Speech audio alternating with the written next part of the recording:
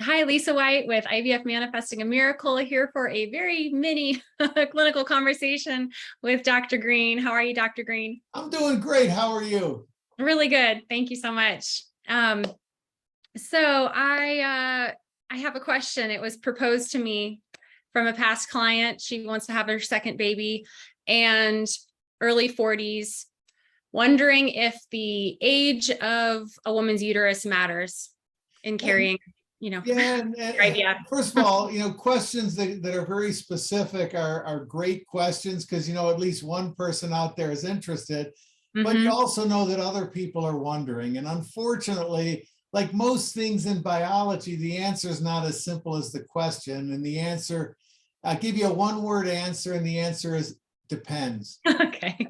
And the point is, as you and I talk about, what really allows us to be more successful with things like IVF than people can be successful with naturally is that we could identify and control as many variables as current scientific understanding allows us to. Okay.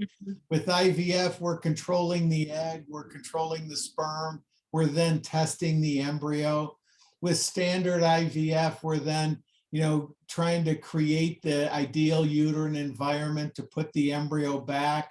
Sometimes, as you and I have talked about, we're modifying or influencing a woman's immune response to try to influence the outcome. Right. And so the point is there are multiple variables. And when it comes to the uterus is not just an organ, it's also a passenger.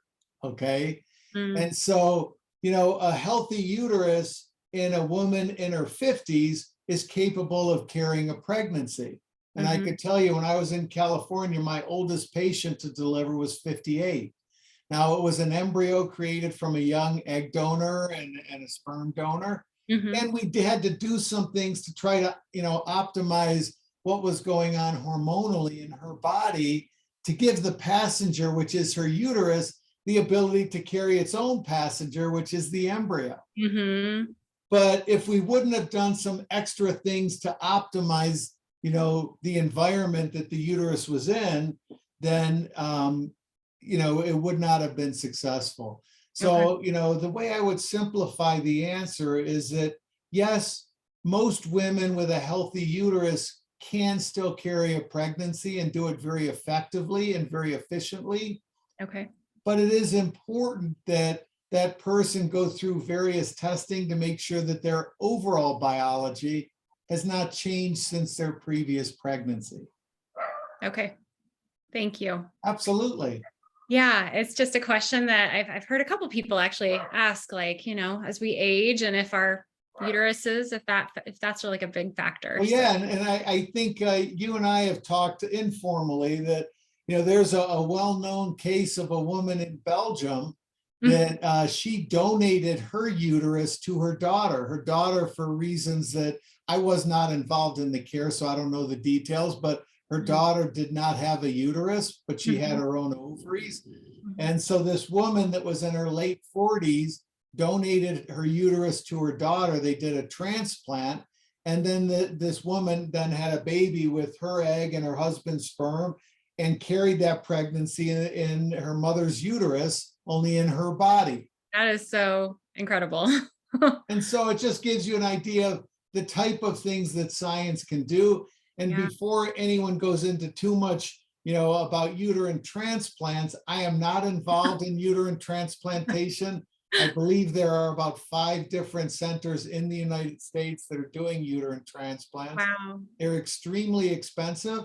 Oh my goodness. So, the cost of the surgeries and the medications and things can be in the range of $100,000 to $200,000. Gosh. So it's not something that's ever going to go mainstream. So, but it just gives you an idea of what's possible. Yeah. Well, thank you. Thank you for answering this question sent in to me. And, appreciate all you do here at enhancingfertility.com, part of Conceptions in Colorado. And thank you for all you do. Absolutely. Like I said, I love helping people make informed choices. And if I could say one thing in signing off, the thing that I think is so unfortunate is in this modern era when science is advancing in such an incredible rate, is how many people don't really trust or pay attention to the science. And the Mhm. reality is, what I love about what we do is we take the science, we Mhm. talk about the evidence, we help people understand it.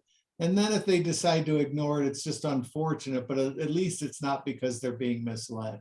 Yeah, I'm so grateful to have these conversations with you. I feel like it's like where the soul meets the science, you know? Exactly.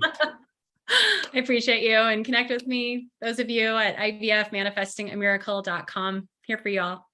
Bye.